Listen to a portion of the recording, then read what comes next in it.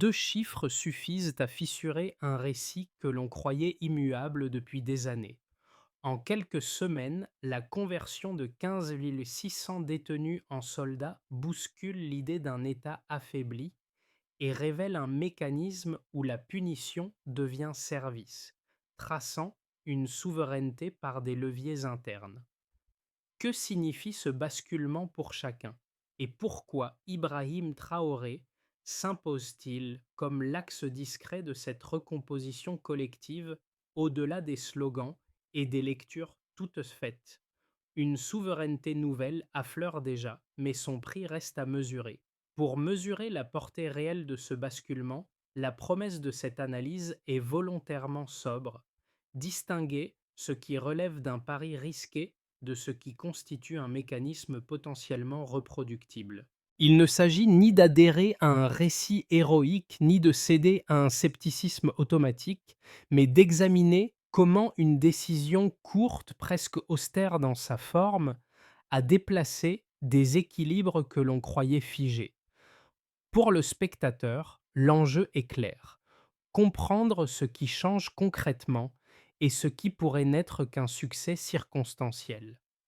La réforme interroge la frontière entre justice, sécurité et société en redéfinissant le rôle de l'État face à ses propres citoyens, y compris ceux qu'il sanctionnait hier. Ce déplacement engage un risque institutionnel mesurable. Si l'expérience échoue, la confiance publique se fragilise durablement. Si elle tient, elle ouvre une brèche conceptuelle majeure. Sous l'autorité d'Ibrahim Traoré, la question centrale devient alors incontournable. Assiste-t-on à une rupture isolée ou à l'esquisse d'un modèle capable de reconfigurer des dépendances stratégiques plus larges? En moins de 2 ans, 92% des zones auparavant sous pression armée sont repassées sous contrôle effectif.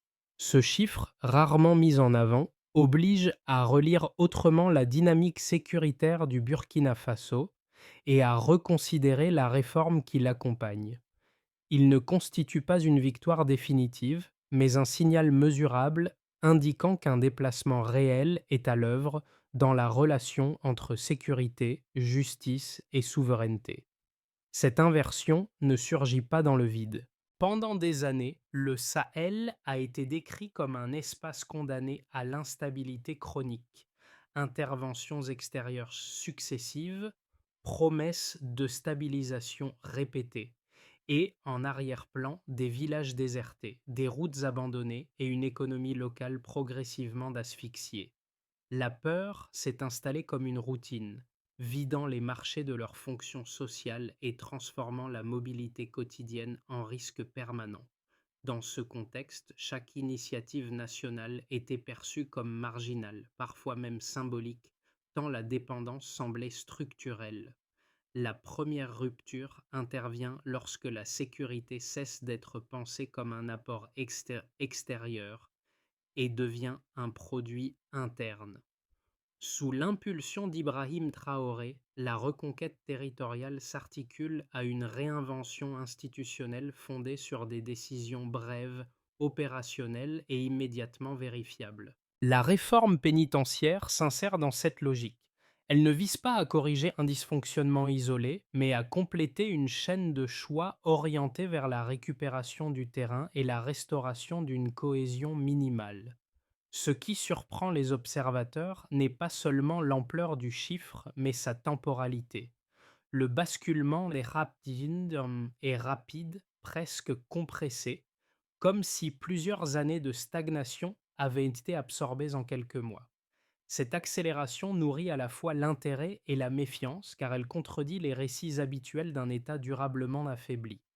Le premier éclairage décisif posé ici ancre la question ouverte au départ. Comment un tel retournement a-t-il été rendu possible et sur quelle base peut-il tenir? Les premiers effets tangibles de la réforme apparaissent loin des centres de décision, dans des scènes ordinaires qui servent de capteurs sociaux. À Koudougou, un agriculteur observe une unité mixte patrouiller à l'entrée du village. Parmi les soldats, certains visages lui sont familiers, associés autrefois à de petites infractions ou à des altercations locales. Cette reconnaissance ne provoque ni colère ni exaltation, mais une attente silencieuse, prudente, presque calculée. Un salut respectueux suffit pourtant à dissiper une crainte accumulée pendant des années. À Ouagadougou, dans un quartier populaire, une mère identifie son fils au sein d'une patrouille chargée de sécuriser un marché où il avait été arrêté autrefois. Elle ne parle ni de rédemption ni de miracle. Elle évoque un devoir rendu à la communauté, expression qui circule sans slogan ni consigne officielle. Ce vocabulaire spontané importe plus que les discours, car il révèle une réévaluation collective du rôle assigné à ces hommes. Ces micro-scènes ne cherchent pas l'émotion. Elles fonctionnent comme des indicateurs précoces.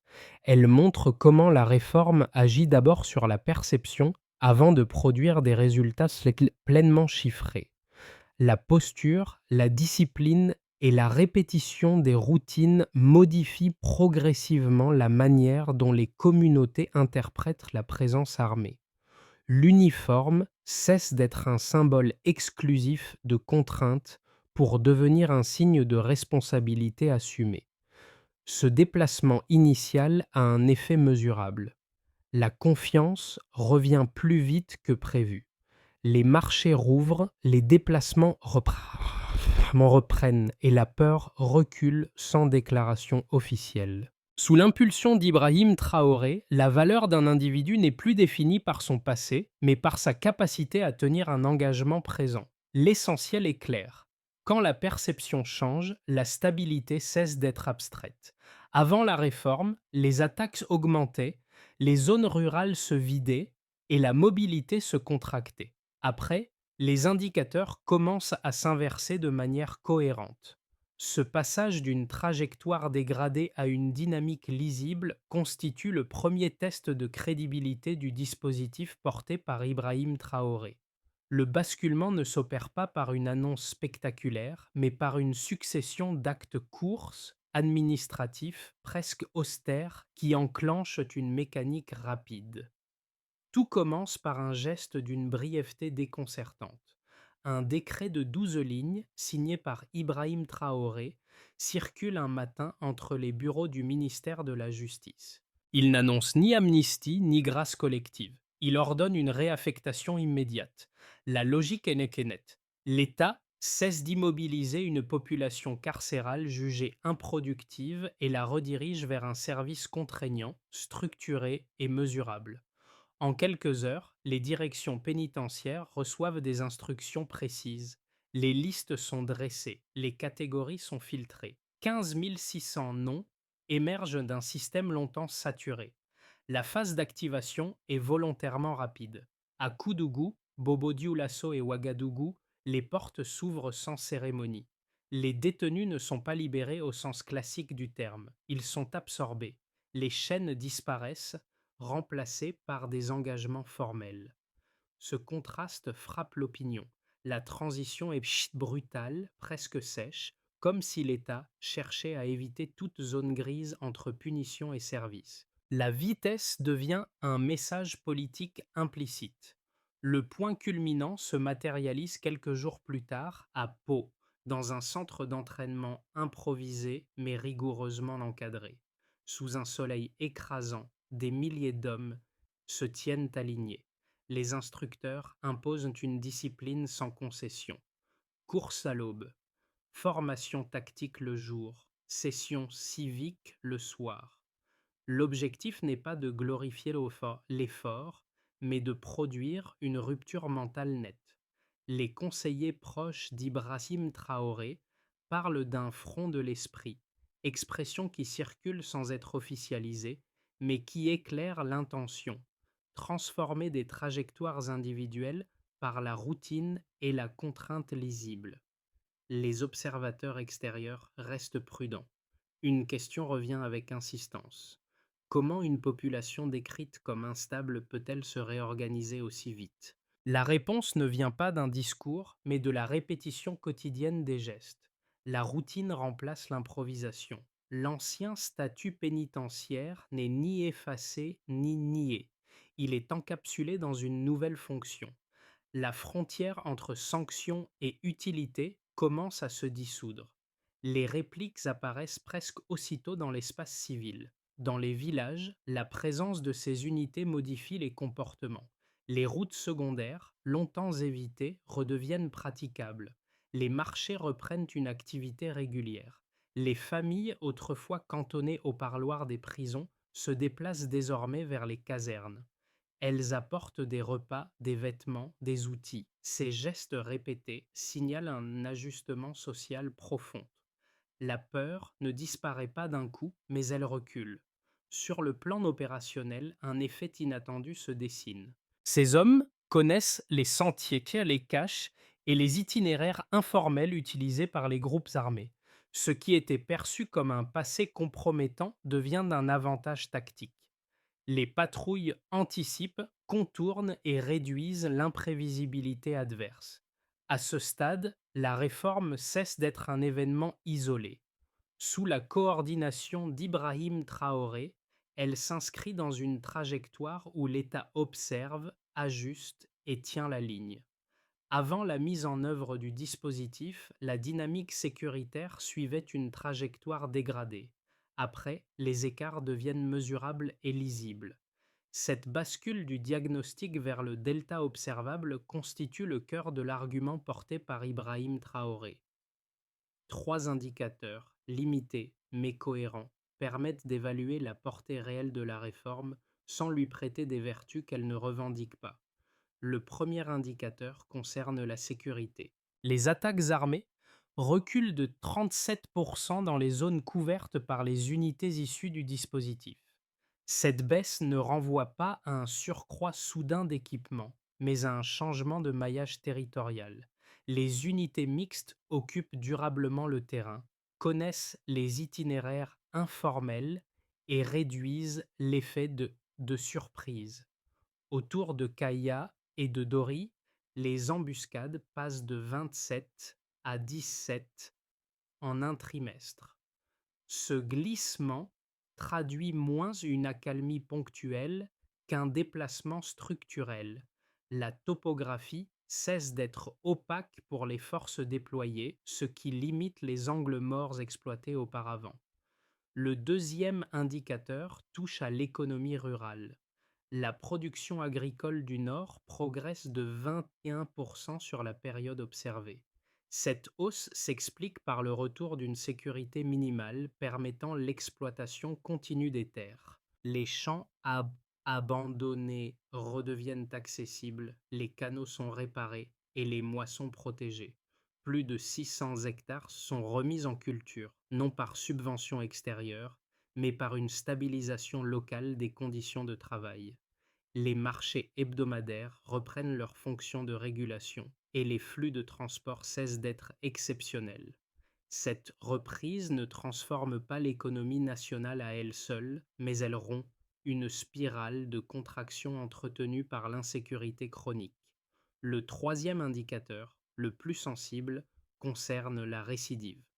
Le taux enregistré tombe à zéro parmi les détenus intégrés au dispositif. Ce résultat ne prouve pas une perfection morale. Il indique une discipline collective orientée vers la cohérence plutôt que la sanction.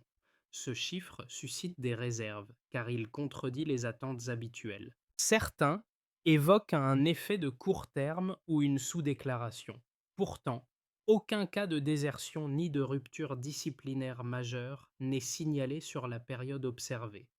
4 établissements pénitentiaires ferment, libérant des ressources redéployées vers des infrastructures civiles.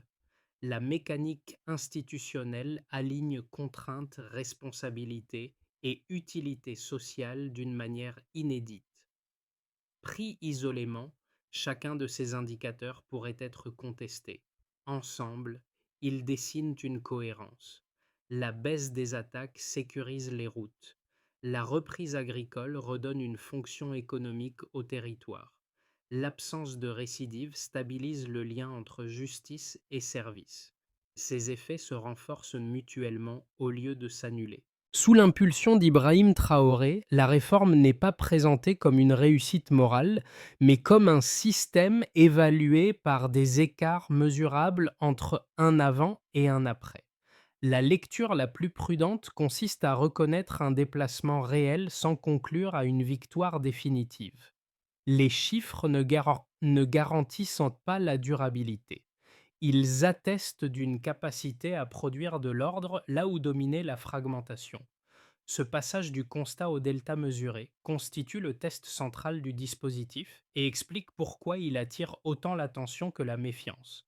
Deux objections dominent l'analyse prudente de ce dispositif et elles méritent d'être formulées dans leur version la plus solide avant toute réponse. La première soutient qu'armer d'anciens détenus crée un risque intrinsèque pour la stabilité nationale. Une force issue des prisons pourrait conserver des loyautés fragiles, une discipline superficielle et des tensions internes susceptibles de ressurgir sous stress opérationnel.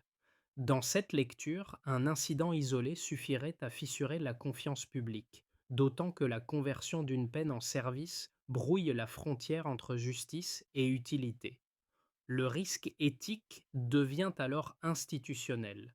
Si la ligne est bravo mal tenue, la légitimité judiciaire pourrait s'éroder. La seconde objection redoute une militarisation de la détresse sociale.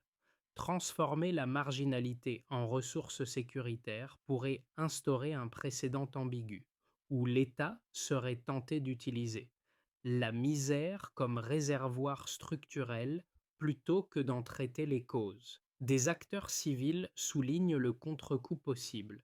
Si les résultats actuels s'avéraient temporaires, l'effondrement serait d'abord psychologique. La confiance nouvellement acquise se retournerait en sentiment de trahison, augmentant le coût politique et social de l'échec. Autrement dit, le succès rapide accroît l'asymétrie des risques. La réponse la plus robuste ne consiste ni à moraliser ni à minimiser, mais à revenir aux faits observables présentés plus tôt. Aucune désertion n'est signalée. Aucun effondrement d'unité n'est enregistré sur la période considérée. Les trois indicateurs déjà évoqués, baisse des attaques, reprise agricole et récidive nulle, ne prouvent pas une perfection, mais ils contredisent les scénarios les plus pessimistes. La discipline apparaît comme une routine encadrée, répétée et vérifiable, plutôt qu'un état d'exception fragile. Le point décisif tient à la posture institutionnelle associée à Ibrahim Traoré. Le dispositif est présenté comme expérimental, donc évalué, et non comme un récit définitif. Cette approche n'annule pas les risques, elle modifie la méthode. Les craintes sont formulées puis confrontées au terrain. À ce stade, les données disponibles n'éteignent pas l'inquiétude, mais elles obligent à reconnaître qu'un ordre fonctionnel peut émerger sans reproduire les schémas antérieurs. La question n'est plus de savoir si le risque existe, mais s'il est contenu par la vérification continue. La réforme ne vise pas d'abord à produire de la force, mais à rendre l'ordre lisible au quotidien, là où il avait disparu. Ce basculement s'opère lorsque la sécurité cesse d'être pensée comme un événement ponctuel pour devenir une infrastructure tenue, répétée et observable. À ce moment charnière, l'enjeu se déplace. Il ne s'agit plus de reconquérir, mais de stabiliser. Ce changement de focale explique pourquoi les signaux les plus importants ne viennent pas d'annonces officielles. Ils apparaissent dans la continuité des routes rouvertes, la régularité des patrouilles et la réouverture sans escorte exceptionnelle des marchés. L'État cesse de se manifester par l'urgence. Il s'installe par la routine. Cette normalisation progressive modifie les comportements civils plus sûrement qu'un succès militaire isolé. C'est ici qu'Ibrahim Traoré infléchit la dynamique. Plutôt que de répondre aux pressions par l'escalade verbale, il privilégie un redéploiement calme des unités dans les territoires reconquis. Tenir devient plus important qu'avancer. Tenir les axes, tenir les horaires, tenir la discipline. La souveraineté n'est plus un principe abstrait. Elle devient une capacité testée chaque jour par sa constance. Ce moment charnière referme une première dette de curiosité. Si l'ordre revient, ce n'est pas par surprise, mais par répétition. La question change alors de nature. Ce qui importe désormais n'est plus l'audace initiale, mais ce que cette stabilité produit concrètement pour ceux qui y vivent. Les effets de la réforme se lisent désormais à travers 4 groupes dont les intérêts, longtemps disjoints, commencent à converger. Pour l'État d'abord, la reprise territoriale change la nature même de l'action publique. Les administrations cessent de gérer des poches fragmentées et retrouvent une continuité minimale. Plus de 120 taxes commerciaux rouvrent progressivement, permettant le retour de services essentiels et une meilleure circulation des agents. Cette lisibilité réduit les coûts d'urgence et autorise un redéploiement budgétaire vers des fonctions civiles. Sous l'autorité d'Ibrahim Traoré, la souveraineté cesse d'être un discours pour devenir une capacité observable à maintenir des services sur un territoire tenu. Pour les forces de sécurité, l'impact est avant tout opérationnel. Les unités issues de la réforme ne remplacent pas les forces régulières, elles les complètent. Leur connaissance des itinéraires informels et des zones grises réduit l'imprévisibilité et allège la pression constante qui pesait sur les patrouilles. La baisse des embuscades se traduit par une mobilité accrue et une fatigue moindre. Les missions deviennent plus régulières, moins défensives. Cette normalisation du rythme transforme la psychologie des troupes. La sécurité n'est plus vécue comme une succession de crises, mais comme une présence durable à tenir dans le temps. Pour les communautés locales, les conséquences sont immédiatement perceptibles. Les marchés rouvrent sans escorte exceptionnelle. Les transporteurs, PLL, reprennent des axes abandonnés. Les artisans et commerçants circulent à nouveau. Dans les zones rurales, la sécurisation des champs et des canaux permet une exploitation continue, rompant avec l'alternance entre activité et abandon.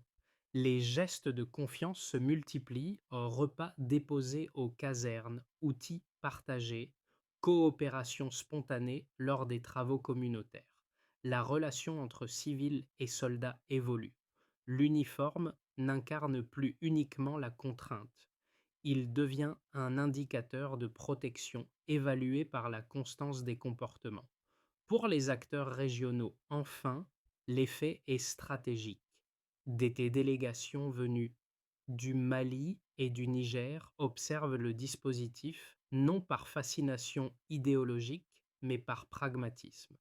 Le modèle attire parce qu'il repose sur des ressources internes et une discipline mesurable. Les partenaires extérieurs, eux, restent prudents.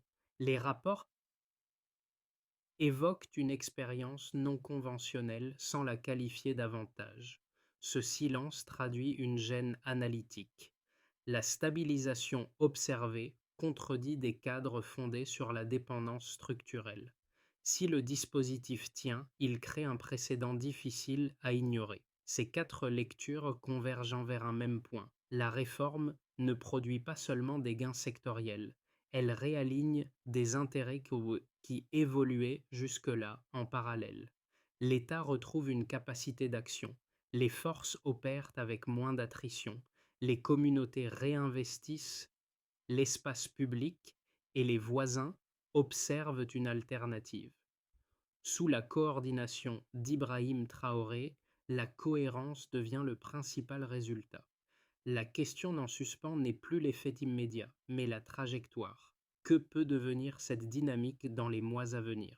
À horizon de 6 à 12 mois, 3 trajectoires se dessinent, chacune fondée sur des conditions observables plutôt que sur des projections abstraites. Ces scénarios ne cherchent pas à prédire, mais à clarifier les mécanismes qui pourraient consolider ou fragiliser la dynamique enclenchée sous l'autorité d'Ibrahim Traoré. Dans une première trajectoire possible, la dynamique actuelle se prolonge sans accélération spectaculaire. Les routes sécurisées restent praticables, les marchés rouverts continuent de structurer la vie locale et les unités issues de la réforme s'intègrent progressivement aux forces régulières. Les gains agricoles observés se stabilisent sans nouvelle poussée, mais sans recul notable. La baisse des incursions armées se poursuit à un rythme modéré. L'État consolide ainsi des acquis fragiles mais réels. Dans cette configuration, Ibrahim Traoré inscrit la réforme dans une continuité administrative. Moins de discours, davantage de procédures et une évaluation régulière des écarts entre objectifs et résultats. Le pays devient un précédent discret, montrant qu'une stabilisation minimale peut être produite par des leviers internes. Dans une trajectoire plus favorable, l'élan repose sur une amplification maîtrisée. La coopération entre civils, unités mixtes et forces régulières s'approfondit. Les anciens détenus les plus aguerris deviennent encadrants, renforçant la discipline et la transmission des routines. Les échanges régionaux s'intensifient avec des formations conjointes observées par des délégations voisines. Le Burkina Faso glisse alors d'un statut d'expérimentation à celui de référence technique. La souveraineté s'affirme par diffusion progressive d'un modèle adaptable sans rupture frontale. Ce scénario suppose une constance politique et l'absence d'incidents majeurs, conditions nécessaires à la crédibilité externe. Dans une trajectoire plus préoccupante, enfin, la fragilisation provient moins d'une pression extérieure directe que d'une faille interne. Un incident disciplinaire grave, une rupture de commandement ou un épuisement logistique suffirait à fragiliser la confiance nouvellement acquise. Le contre-coup serait d'abord psychologique. Les critiques trouveraient un terrain fertile et les partenaires prudents suspendraient leur observation active. L'échec ne serait pas total, mais il réinstallerait une lecture fataliste coûteuse à inverser. Face à ces trajectoires, une recommandation de méthode s'impose. Ne pas confondre vitesse et solidité. Avancer par consolidation plutôt que par accumulation. Mesurer chaque étape avant d'en ouvrir une nouvelle. Pour une partie de la jeunesse urbaine, la réforme cesse d'être un mécanisme institutionnel abstrait pour devenir un miroir. Les images d'entraînement largement diffusées ne sont pas perçues comme de simples démonstrations militaires, mais comme la preuve qu'un parcours peut être redirigé sous contrainte et discipline. Cette lecture ne glorifie pas la dureté du dispositif. Elle retient l'idée qu'un échec n'est pas nécessairement définitif et qu'une trajectoire peut être réorganisée lorsque des règles claires remplacent l'arbitraire. Dans les familles, l'impact se joue sur un registre plus intime. Les mères qui attendaient autrefois derrière les barreaux attendent désormais lors des parades ou des permissions. Le même visage, autrefois associé à la honte, apparaît sous un uniforme qui impose le respect. La douleur du passé ne disparaît pas, mais elle se transforme. Les repas déposés aux casernes, les vêtements offerts spontanément et les outils prêtés lors de travaux communautaires deviennent des gestes de soutien discrets. La réconciliation ne passe pas par des discours officiels, mais par une accumulation de preuves quotidiennes. Pour la diaspora, enfin, la transformation du Burkina Faso agit comme un contre-récit. À distance, beaucoup avaient intégré l'image d'un pays condamné à la dépendance ou à l'instabilité chronique. Observer une réforme produite et évaluée localement suscite des débats nourris. Certains y voient un modèle de dignité active, d'autres rappellent la fragilité de l'expérience. Mais un point commun émerge. L'État redevient lisible. Il ne promet pas l'idéal, il démontre une capacité d'action mesurée. Ce qui touche réellement le spectateur n'est ni la statistique ni l'uniforme, c'est la possibilité d'un changement collectif visible, encore imparfait mais assumé. La réforme parle moins de sécurité que de responsabilité partagée et invite chacun à s'interroger sur ce que signifie agir plutôt que subir. La réforme change de nature au moment précis où elle cesse d'être improvisée pour devenir une doctrine opératoire stabilisée. Sous l'impulsion d'Ibrahim Traoré, une feuille de route est présentée non comme une promesse politique, mais comme une suite de leviers vérifiables conçus pour contenir les risques identifiés et inscrire l'expérience dans la durée. Le premier levier repose sur une double tutelle défense-justice appliquée à l'ensemble des centres de formation. Cette articulation vise à uniformiser les critères, à prévenir les dérives et à garantir que chaque recrue traverse le même filtre disciplinaire, indépendamment de son passé. La chaîne de commandement devient lisible et la responsabilité institutionnelle cesse d'être diffuse. Le deuxième levier introduit la discipline comme langage civique partagé. Des modules inspirés de l'entraînement militaire sont progressivement intégrés dans certaines administrations et dispositifs éducatifs. L'objectif n'est pas de militariser la société, mais de créer une continuité entre sanctions, formation et service. Cette cohérence réduit les ruptures symboliques et rend les parcours compréhensibles pour les communautés. Le troisième levier élargit l'horizon régional. Des accords de coopération avec le Mali et le Niger permettent l'observation croisée des dispositifs et la mutualisation de formations spécifiques. Le Sahel cesse d'être perçu comme une somme de fragilités isolées et devient un espace d'expérimentation coordonnée, sans déclaration frontale. Enfin, le quatrième levier fixe des indicateurs mesurables. Taux de récidive, villages sécurisés, infrastructures remises en service et ressources budgétaires redéployées. Chaque étape est évaluée. La réforme n'est pas protégée par un récit, elle est exposée aux chiffres. C'est cette exposition qui conditionne sa crédibilité à long terme sous la supervision d'Ibrahim Traoré. Lors du premier grand défilé à Ouagadougou, un écho discret des scènes observées dans les villages refait surface, mais à une autre échelle. Les 15 600 hommes avancent en rang serré, unifiés non par leur trajectoire passée, mais par une posture commune. Parmi eux, certains répètent le même salut simple aperçu à Koudougou, celui qui avait suffi à dissoudre la peur d'un agriculteur. Le geste, reproduit devant la foule, agit comme un rappel silencieux. La réforme ne nie pas le passé, elle exige une tenue nouvelle. Au milieu des rangs, Ibrahim Traoré ne se tient pas à distance. Il marche, observe, ajuste. Le message n'est ni spectaculaire ni emphatique, il est lisible. La transformation ne repose ni sur l'oubli ni sur la glorification, mais sur une continuité d'exigences partagées. La dignité n'est pas accordée, elle se pratique.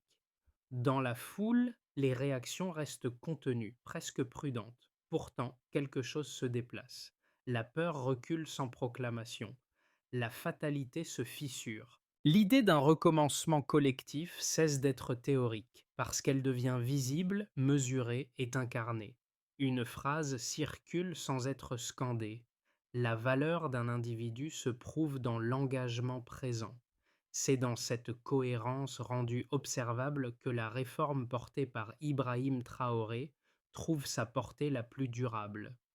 Le Burkina Faso ne cherche ni à imposer un modèle, ni à revendiquer une exception morale. Il expose une possibilité, celle d'une justice qui ne s'arrête pas à la sanction, d'une souveraineté qui se mesure dans les usages quotidiens et d'une société qui tente de transformer une vulnérabilité en levier d'action collective. Rien dans cette trajectoire n'est spectaculaire au sens classique. Tout repose sur des ajustements progressifs, des choix observables et une cohérence qui se construit dans le temps sous la coordination d'Ibrahim Traoré. Pour l'observateur, l'enjeu n'est pas d'adhérer ou de rejeter d'emblée.